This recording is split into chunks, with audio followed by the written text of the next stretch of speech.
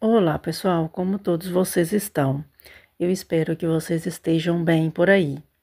Sejam bem-vindos ao nosso podcast Uma Leitura no Cinema.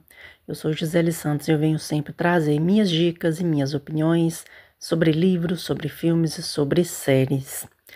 E todos nos acompanham pelas plataformas de áudio, também pelo YouTube. Eu agradeço muito a todos que têm nos acompanhado e peço que continuem nos seguindo e compartilhando com os seus amigos, pois isso nos ajuda muito na divulgação do nosso conteúdo. Bom, precisei aí dar uma paradinha estratégica, pois tínhamos coisas profissionais para dar uma resolvida e infelizmente não foi possível nós estarmos aqui dentro dos últimos dias. Mas aos poucos a gente vai reorganizando aqui a nossa estrutura. Lembrando que em julho a gente tem uma paradinha estratégica, mas nós não vamos deixar de cobrir a terceira temporada, ou se pode-se dizer a terceira parte de Squid Game, que está chegando, mas nós vamos falar sobre ela aqui também no canal. Com muita tranquilidade a gente vai conseguindo resolver todas essas arestas. Tem também The Sandman que está chegando, mas nós vamos fazer tudo com bastante calma, bastante pausa, que vai dar tudo certinho no final. Bom, foi até bom essa parada, porque tínhamos coisas também para ler, terminar de ler, séries para terminar de acompanhar, e nós já vamos trazê-las por aqui para a gente poder dar essas opiniões e também dar essas dicas para vocês. É a primeira indicação de série da semana. E ela é uma série documental, mais uma série documental estilo True Crime, de 3 episódios, também disponível na Netflix, né? É aí um streaming que a gente está falando muito sobre ele nesses últimos meses, não é mesmo? E é uma... Eu te confesso com vocês que é uma minissérie que eu fiquei bastante incomodada na época. Eu terminei de vê-la há poucos dias, e foi até bom essa pausa ter surgido para que eu pudesse dar uma aliviada, porque eu fiquei bem tensa com relação a essa série. Ela é uma série que se passa ali no Reino Unido, de um dos casos mais complexos que vocês possam imaginar. Então vamos falar agora sobre Segredos e Crimes de Fred e Rose West. Sobre ali uma série de crimes de muitas meninas, principalmente mulheres, que acabaram desaparecendo entre 1967 a 1987. Tiveram ali aproximadamente umas 10 pessoas ali que foram, digamos, identificadas, mas não se sabe exatamente quantas eram essas vítimas, porque isso pode ter ocorrido até tempos antes. Mas tudo culminou mesmo com o desaparecimento de uma das filhas do casal, me parece que é até a filha mais velha. E quando você olha a casa em si, ali naquela rua, o endereço até depois ficou bem conhecido da região, é uma cidade que não é uma cidade muito conhecida, não é uma cidade turística, é uma cidade muito comum ali no Reino Unido, mas que essa casa ali escondia algo completamente inimaginável. A vizinhança jamais imaginaria que aquilo fosse acontecer naquele local. Então a gente vê o Fred e a Rose, que é ali, digamos, um casal. Eu vou dizer para vocês que eu não acho um casal comum, porque o Fred conhece a Rose, o Fred era casado ainda e conhece a Rose, ela ainda era menor de idade, quando eles acabaram se envolvendo, e aí acabou que o Fred se divorciou da esposa. É uma situação incômoda e muito incômoda. E dentro aí de um certo período, e eles acabaram tendo outros filhos, né? O Fred já tinha, me parece que uma filha ou duas com a sua ex-mulher, e depois com a Rose ele teve outros filhos, e eles tinham uma questão ali de que quando as crianças faziam muita bagunça, aliás, eram muitas crianças, me parece que eram 6 crianças, que eles meio que davam a seguinte jogada: olha, se você continuar fazendo todas essas malcriações, você vai ficar ali no jardim tipo a Heather. A Heather é essa filha mais velha deles ali, e que ela simplesmente desapareceu e nunca se achou o que tinha acontecido com a Heather até algumas outras coisas acontecerem e envolverem a questão de essa parte de adoções, também esse serviço social também, que acabou culminando aí nessas descobertas inimagináveis que aconteciam ali. É uma história que sinistra demais, porque quando a polícia ela chega aí nessa casa para averiguar e tal sobre a Heather, que ela tinha sumido há muito tempo e tinha muitas essas questões assim de o que estava acontecendo, né? E essas outras pessoas desaparecendo e tudo mais. É, aí a polícia, quando chega para ver, você vê aquela casa e você não vê uma casa de uma família com muitas crianças. Aliás, você não vê ele uma casa de família, você vê numa casa em que os móveis eles são organizados. Sabe quando você faz esses pontos comerciais, porém assim, uma casa, porém ela toda em ponto comercial. É tipo aquilo ali, porque não tinham assim lugares convidativos para você sentar, e como se você estivesse recebendo uma pessoa na sua casa. Era uma casa muito estranha, extremamente sinistra, e aí foi se descobrindo muito mais coisas. A gente vê questões que envolvem outros homens que iam ali naquela casa, vários abusos. É algo assim inimaginável de pensar, sabe? Fora essas outras garotas que foram desaparecendo com o tempo, as famílias dando elas como desaparecidas e jamais encontravam elas e não tinham assim esse ponto em comum até que nessas aí denúncias e nessas investigações da polícia acabaram se descobrindo que o quintal daquela casa não tinha só a Heather, tinham outras pessoas ali, e não era só com essas pessoas que haviam esses crimes estavam envolvidos, sabe? Tinham outras meninas que também que passaram por essa casa.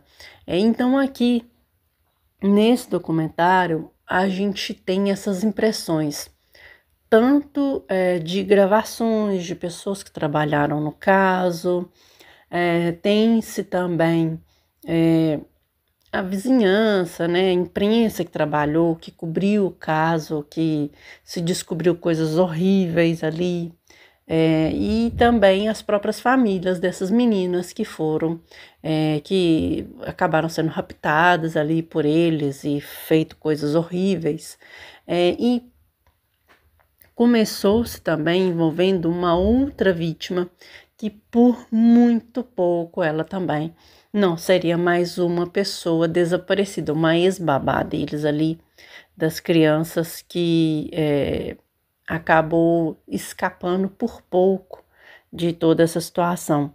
E é uma história complexa porque você fica pensando assim,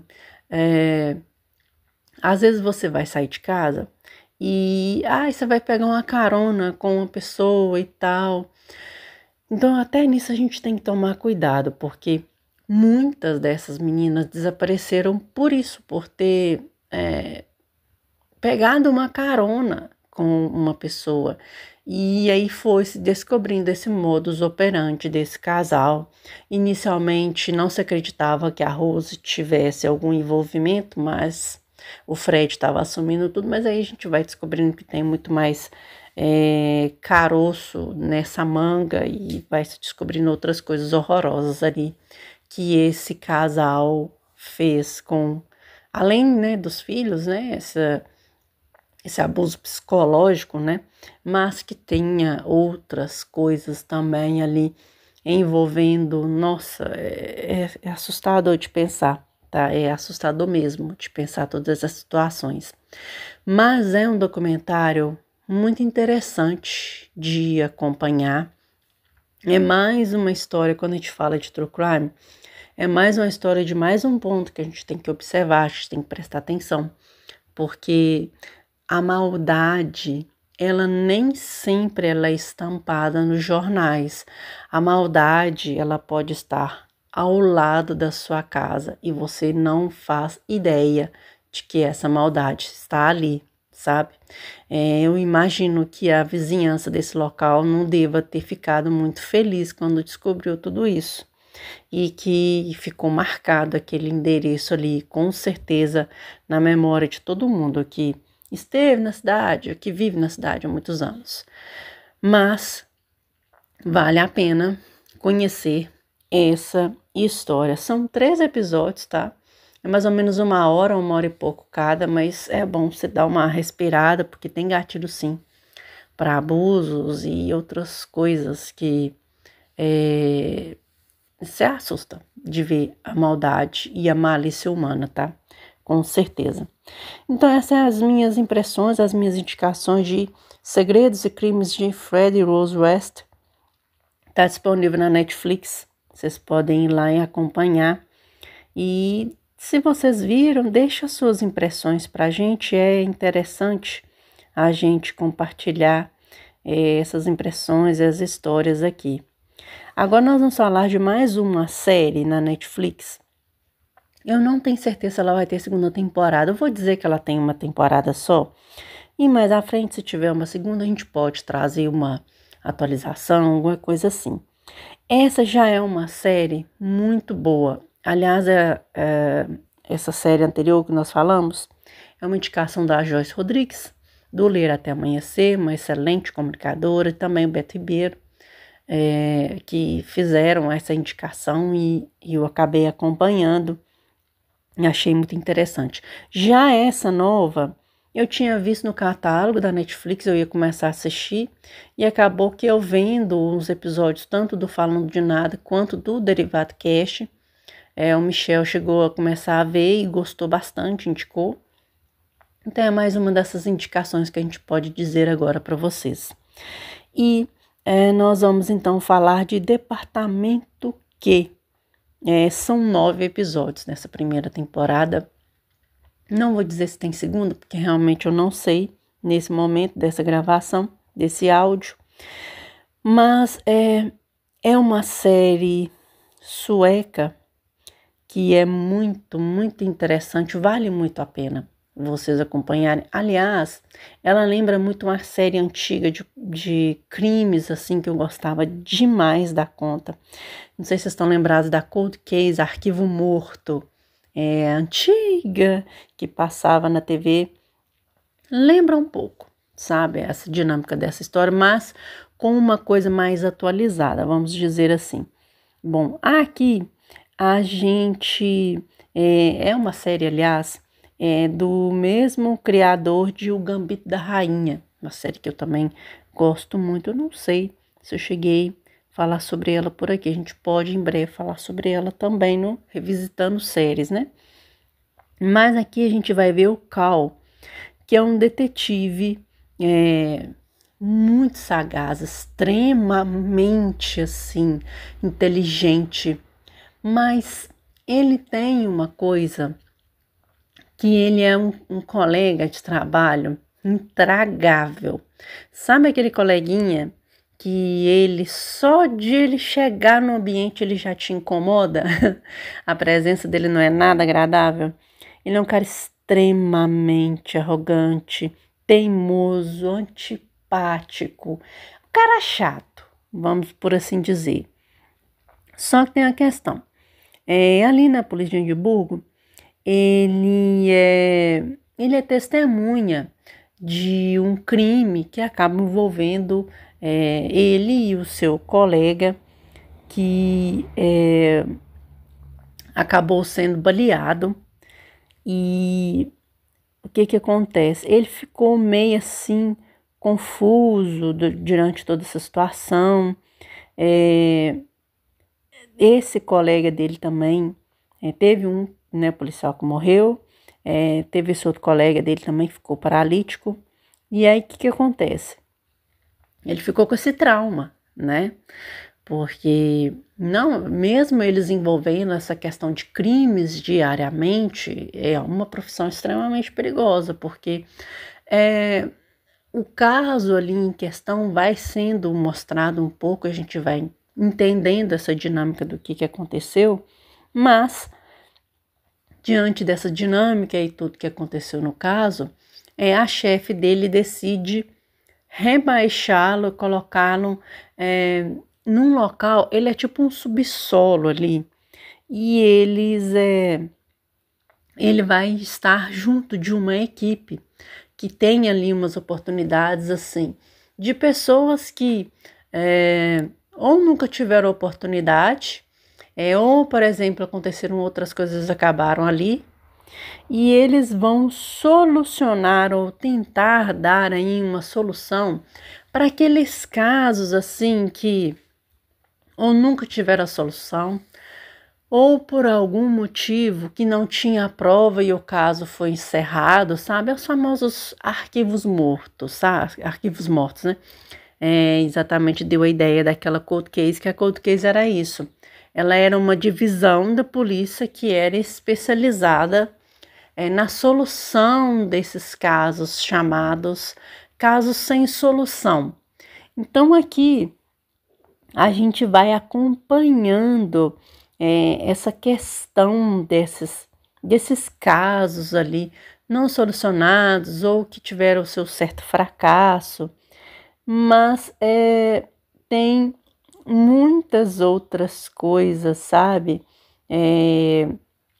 que estão envolvendo essa equipe aqui, porque essa série, ela tem uma sacada que eu acho muito interessante, que acabou me lembrando muito o Arquivo Morto, não só por causa da solução desses casos, mas essa revitalizada no quesito de que eles ali estavam também resolvendo as suas frustrações, né? Porque cada um deles ali tinha um objetivo de estar no lugar, de fazer alguma coisa, ele mesmo já tinha esse trauma que precisava de resolver. Então, assim, é uma série que ela tem uma dinâmica muito envolvente. Tem ali uns casos que eles vão resolvendo e você vai entendendo como que é essa dinâmica dessas pistas e mexer com esse cara, que é um cara que ele meio que tem que reaprender a ser mais sociável, digamos assim, mas lidando também com essa frustração dele ter que ser rebaixado para esse local. Então, pensa, você ter que lidar com esse cara chato, você já tá com a frustração sua e você só sobrou aquele lugar para você estar. E você está ali solucionando esses casos e vendo também essas outras questões com os seus outros colegas. Então, é quase um recomeçar, mas de uma forma muito bem feita, muito acertada, sabe? É uma minissérie, vou dizer minissérie, mas na verdade é uma série de uma temporada que, cara, vale muito, muito o seu investimento. Eu acredito que deva em breve ter uma segunda temporada, mas a princípio, essa temporada aqui, se você for pegar ela por si só, ela já vale muito o seu investimento do seu tempo, tá? 9 episódios, assim, fácil de você pegar numa sexta-feira e terminar ela num domingo ou numa segunda, tranquilamente, assim, você vai vendo um episódio atrás do outro, se envolvendo cada vez mais com essa história. Então, vocês já viram que eu gostei bastante dela. E é uma das minhas indicações dessa semana. 2 séries aí diferentes, né? Uma True Crime, a outra uma série de mais episódios, mas com uma garantia de um bom divertimento para o seu final de semana, ou para a sua semana, enfim. A gente teve aí um feriado, dava para ver essa série tranquilamente. Então, essas são as minhas indicações dessas 2 séries da semana. Segredos e Crimes de Fred West e Departamento Q, ambas disponíveis na Netflix. Agora, a gente vai começar com as nossas indicações de filmes da semana, tá? Ambos os filmes estão nos cinemas, tá? 2 filmes, um deles até estava sendo bem aguardado pelos fãs aí, principalmente do universo de um personagem que nos conquistou não exatamente pelo seu roteiro, mas pelas pirotecnias que existem nos filmes. Mas tem um outro aqui que ele tem umas outras versões deste filme, tá? Mas este já é uma nova versão dessa mesma história contada. Parece ter uma versão brasileira dessa história aqui e que dizem que é muito boa. Eu não me lembro de ter visto, às vezes eu vi e não me lembro. Mas nós vamos falar de Confinado. Esse é protagonizado por 2 atores que eu gosto muito, que é o Bill Skarsgård e também o Anthony Hopkins. Gente, gosto muito dessa dupla de atores. Vou ser muito sincera com vocês, gosto bastante. A sinopse da história, a gente vai falar um pouquinho da sinopse e um pouquinho das nossas impressões também. O que se passa dentro dessa história? Se caso você nunca viu nenhuma das versões, essa história a gente vai acompanhar o Ed, que ele é ali um pai, né, que tem ali a sua família, e ele vai encontrar uma ideia de ter um dinheirinho para pagar as suas contas por mês. Mas assim, a gente sabe que existem outras ideias, né, Ed, filho? Não precisa ser necessariamente ser essa ideia. E ele tem uma questão de, sabe aquela forma fácil de ganhar dinheiro? E não é o jogo do tigrinho, tá? É fazendo um assalto, sabe, de carros, e carros assim, muito, como é que eu posso dizer? Muito peculiares, né? Uns carros assim que é como se a pessoa pedisse para pegar aquele carro em questão.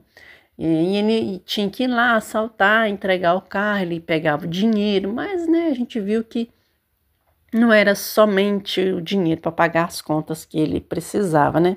Tinha umas outras coisinhas mais envolvendo esse rolê aí. E aí, o Ed, ele acaba tendo aí uma ideia brilhante dele tentar assaltar um SUV de luxo. E um SUV que você vê o carro, você fala assim, nossa, que carro bonito, que carro interessante. Ele acha que vai ser fácil assaltar aquele carro ali. Aliás, ele já está acostumado a pegar esses carros mais assim, bacanão. E ele vai assaltar esse carro. O que ele não imaginava é que meio que esse carro, ele estava, entre aspas, esperando por ele, sabe?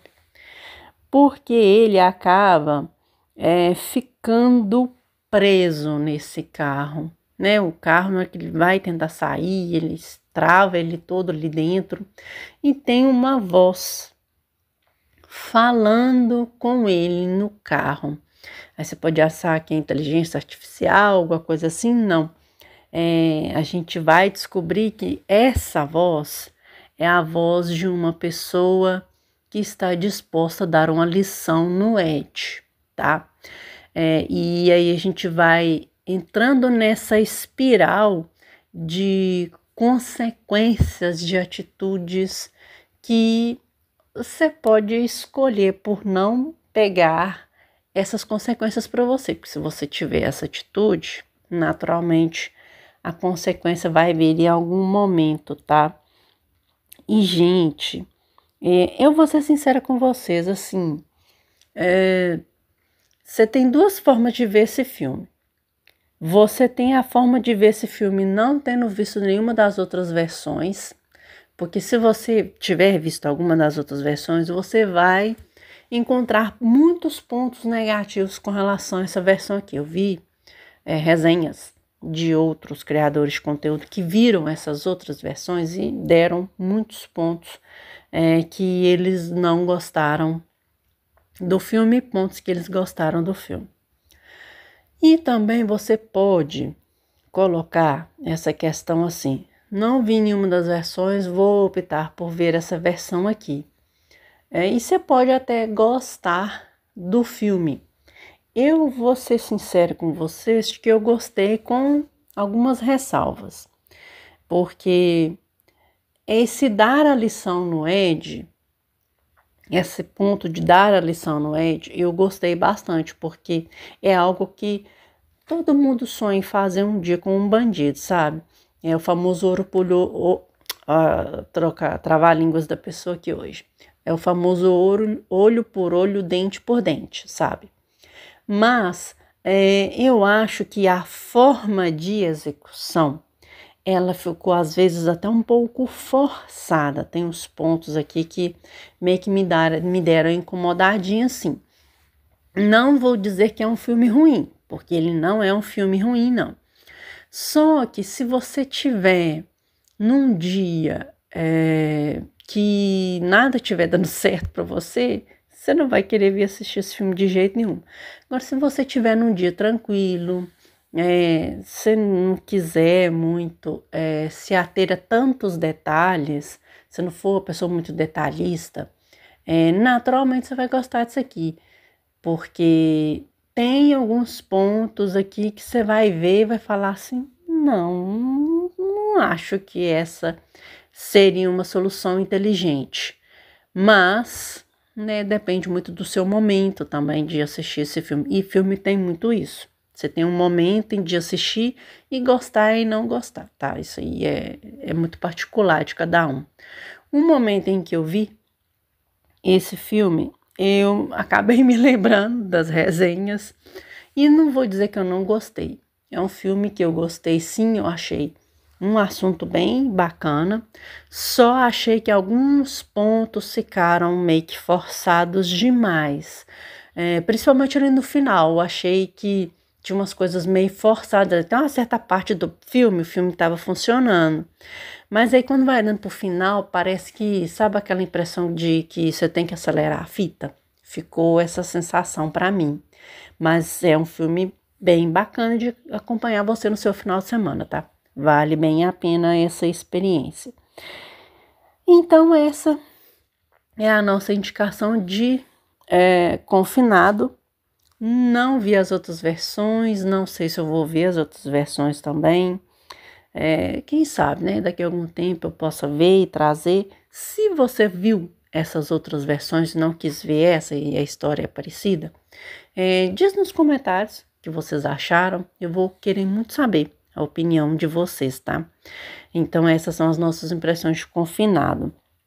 Vamos passar, então, para a nossa segunda indicação de filme da semana, tá? Esse aqui é um filme que eu não vou dizer que eu tava com muita expectativa para mim assistir, mas eu vou ser sincera. É um filme que eu achei bem interessante. Tem também algumas outras coisas que você tem que meio que ignorar, porque quando você fala desse universo, você não tem que ficar ligando muito a detalhes, porque senão você não vai conseguir aproveitar absolutamente nada da experiência de acompanhar essa história. Então, nós vamos falar agora sobre Bailarina do universo John Wick. E John Wick a gente sabe que roteiro é algo que a gente não considera. Mas aqui a gente vai novamente ver alguns pontos que são envolvidos nas 4 histórias que envolveram o universo John Wick. Então a gente começa a expandir. né? Começou a expansão com a série Continental, uma série muito boa, minissérie muito boa. E aqui agora com esse filme Bailarina. Então a gente vai continuar essa progressão desse universo do John Wick. Esse filme, se a gente for pegar assim pela sinopse dele, ele se passa mais ou menos ali entre o filme 3 e o filme 4, né? Ele não se passa depois do filme 4, não. Ele se passa entre o filme 3 e entre o filme 4. Mais ou menos naquele meio ali, ele acaba se passando ali. Então, a gente vai conhecer aqui, se eu não me engano, ela chama Eve, a personagem da Ana de Armas. E ela é uma personagem que ela também foi treinada por aquela organização da Rosca Roma. E ela é uma pessoa com habilidades muito envolventes. Ela me lembrou um filme antigo que eu assisti, uma parte dele, né? Chamado A Assassina. Era até com aquela, eu não sei se ela atua mais, ela não deve atuar, que é a Bridget Fonda. Na época, eu gostava muito desse filme. Não sei porque acabei me lembrando muito desse filme aqui. Só que ela, além de ser uma profissional ali, digamos, do crime, muito bem capacitada, né, dentro das suas habilidades, ela também gosta de dançar ali, ela é uma bailarina muito eficiente também. Então aqui a gente vai vendo essa jornada dela nessa escola ali de mercenários, naquela escola de balé, ali tem uma escola de balé, que é secretariamente ali essa escola também de mercenários. Então ela tem essas duas chaves, sabe? Mas que ela tem uma jornada de vingança, porque alguém eliminou sua família. Alguém eliminou sua família e ela está atrás dessas pessoas que fizeram isso, então ela vai ali atrás de vingança. E assim, é muito parecido com a questão com o próprio John Wick, tá? Tem ali umas coisas que você meio que conecta uma história a outra. Às vezes você nunca viu, né, o filme do John Wick, você quer começar por aqui. Não sei se vai ser uma melhor experiência, você meio que pode ficar perdido, mas eu acredito que não. Às vezes, se você nunca viu nada e acabou começando por esse aqui, você vai perder alguns pontos, em outros você vai acabar se utilizando de outra forma. Mas eu falo que a fórmula mágica do universo John Wick tá aqui, tá? Mas tem pontos aqui que você fica meio confuso. O próprio Michel, ele colocou numa das suas resenhas no Derivado Cash, me parece que ele colocou lá, que tem alguns pontos que meio que não coincidem na história do John Wick. Eu vou ser sincera que eu não vi muito isso não, tá? Mas naturalmente você vai falar assim, tá, você meio que vai deixar passar. Mas para quem é detalhista, que consegue entender a dinâmica da história do John Wick, você vai ver esse ponto aí sim, tá? Não vou te dizer que não, porque teve gente que realmente identificou isso sim. Mas, se a gente for pensar nas melhores coisas que esse filme colocou, assim, tem aquela cena do lança-chamas, que todo mundo fala muito dessa cena do lança-chamas, foi a parte que eu mais gostei também do filme. Mas, no geral, ele é um filme que o roteiro, ele tem essas falhas mesmo, tá? Ele não é um roteiro extremamente bem construído, não. É um filme que vai ter ação, é um filme de ação que você não precisa entender o roteiro. É mais um filme desse, sabe? E, assim, tem coisas que acontecem no final que eu não sei se você vai gostar, mas, enfim, eu achei o final muito condizente com o que a história queria nos passar, tá? Mas eu acho que no quesito roteiro é um filme que tem uns pecadinhos ali no roteiro, tá? Se você tem essa atenção com o roteiro e se você conhece o universo do John Wick, você não vai gostar, não. Mas se você, não, vou ali com a galera no final de semana, vou assistir um filme, esse aqui me interessou, é o filme do John Wick, eu gosto do John Wick, por causa das pataquadas. Se você for assistir o filme dentro deste quesito, com certeza você vai gostar. Que a cena do lança-chamas é legal, tá? A cena do lança-chamas é legal, como aquela cena do Missão Impossível, do Tom Cruise naquela aeronave ali. Você vai gostar daquilo ali também. Mas aqui é um filme bem ok, tá? Dentro da proposta que o filme coloca, é um filme altamente satisfatório. Mas falar que eu gostei, não. Eu não consegui gostar muito, não. Eu, aliás, se eu for pegar da mitologia do universo John Wick, se eu for pegar tudo, a série, esse filme e os 4 filmes do John Wick, eu vou confessar pra vocês que eu prefiro o primeiro filme. O primeiro filme pra mim é o melhor de todos e é onde tudo começa e eu gostei demais daquilo ali. Esse aqui eu vou falar que é um dos bons, mas eu não prefiro esse não. Eu prefiro o primeiro filme do John Wick, que pra mim é diversão garantida. Mas assim, não é tão ruim assim também não, tá? Dá pra você se divertir também nesse filme aqui. Bom, então essas são as nossas 2 indicações de filme da semana. Bailarina do universo John Wick e Confinado, ambos disponíveis nos cinemas. Em breve já deve estar aí nos streams, deve demorar muito não. E, por último, mas não menos importante, nós vamos falar de mais uma leitura da dona Agatha Christie, como sempre, e um dos livros mais conhecidos da Agatha, é um dos livros que tem boas adaptações. Tem uma, eu não me lembro qual que é a mais recente, as adaptações para o cinema. Me parece que é 2017, a última adaptação que teve. Tem até umas mudanças na adaptação, parece ser bem interessante. Eu não me lembro de quais delas eu vi, eu acho que a de 2001 eu vi. As outras eu realmente não me lembro de jeito nenhum, tá, gente? Mas é mais um caso do nosso querido detetive belga, o Hercule Poirot, que fala o seu francês perfeitamente, tá? E esse aqui, eu vou dizer que tem gente que fala que não gosta do final desse. Eu particularmente gostei bem, tá? Mas é uma história, assim, que a construção dela é uma construção muito boa. Eu gosto dessa construção. É uma construção muito, muito boa. Um livro lançado em 1934, tá? Então vamos ao Assassinato no Expresso do Oriente, da Agatha.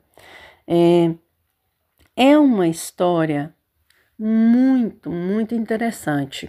E que envolve esse serviço luxuoso aí de ferrovias chamado Expresso do Oriente, que era um serviço que ele tinha uma proposta inicial, né, de ligar Paris a Constantinopla, que é ali em Istambul, na Turquia, e que teve várias mudanças. Teve um momento que ficou paralisado, depois voltou de novo. Me parece que atualmente, se as minhas informações estiverem corretas, a última informação que eu vi que ele estava ligando Paris a Viena, uma coisa assim. Então teve umas mudanças nesse trajeto do Expresso do Oriente dentro dos anos, sabe? Teve um período ali que ficou paralisado, teve um período entre guerras também, mas ele passa por locais muito bonitos, né? E era um serviço de muito luxo. Você tinha que pagar um bom dinheiro para conseguir uma passagem nesse serviço. E luxuoso, com instalações muito luxuosas, era uma coisa assim de alto gabarito mesmo, tá? E aqui, pela sinopse da história, a gente vê o seguinte: O Hercule Poirot, ele está ali, me parece que na Síria, quando inicia-se a história. Ele está ali fazendo um serviço pro exército francês, que ia dar uma maior treta, e ele conseguiu intervir, conseguiu resolver esse problema. E o pessoal até ficou bastante agradecido a ele. Então ele tirou ali uns diazinhos de férias, foi ali para Istambul para poder aproveitar um pouquinho a viagem e tal. E quem sabe, né, conhecer os pontos turísticos.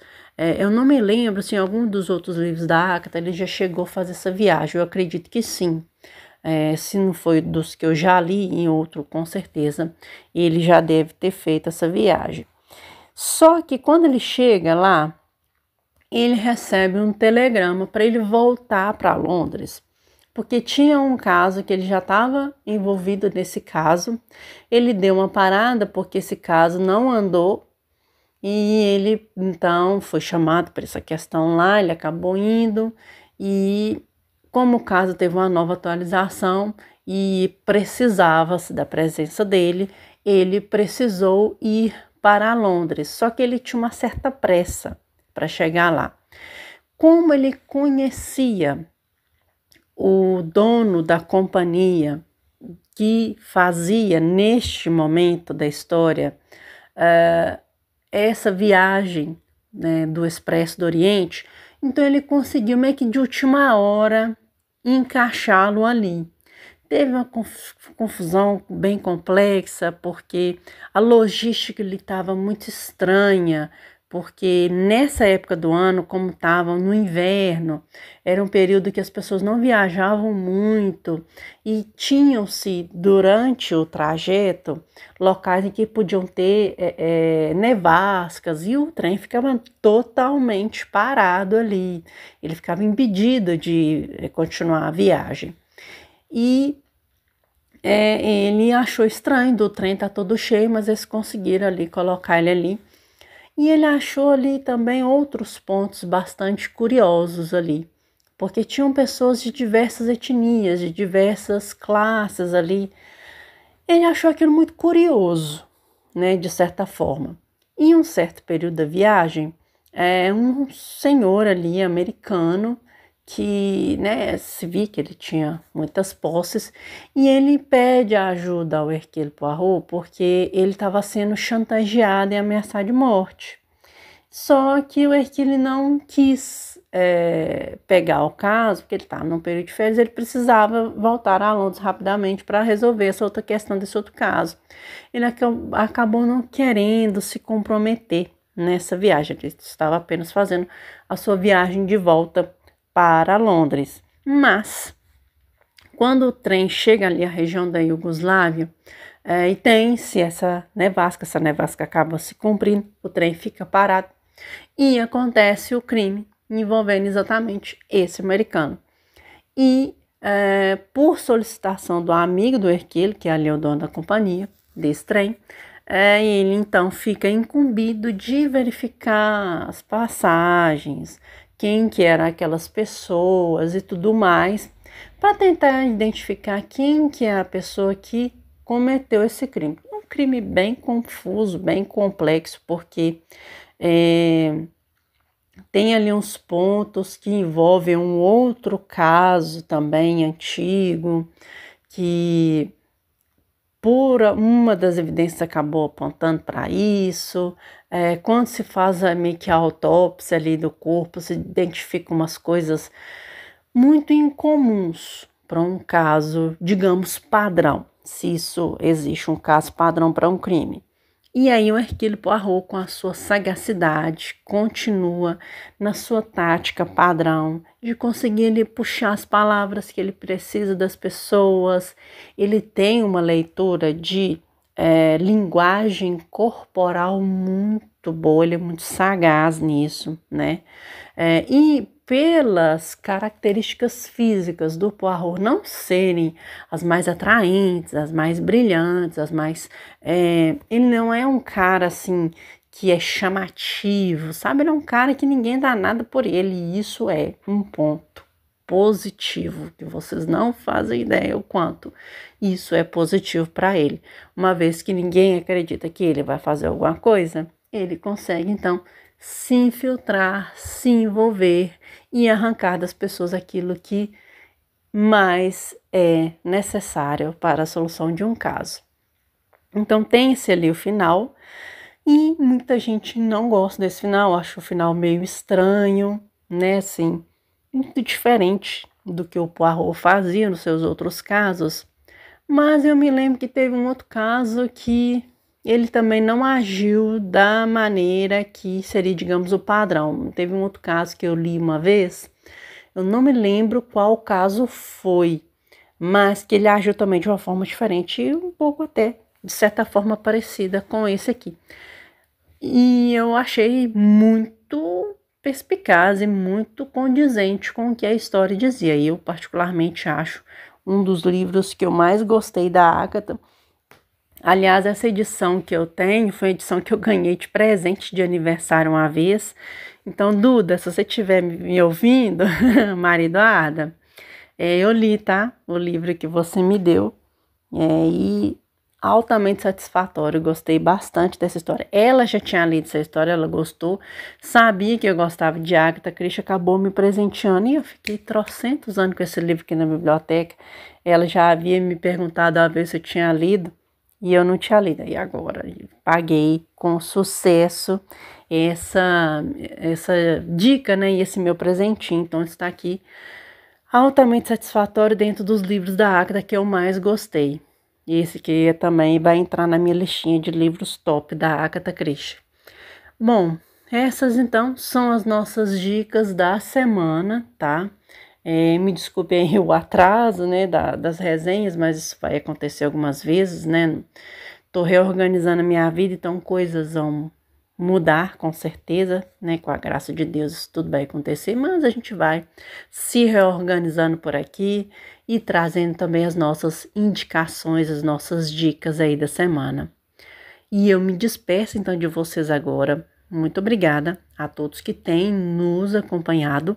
Que Deus abençoe a vida de cada um de vocês, que a semana de vocês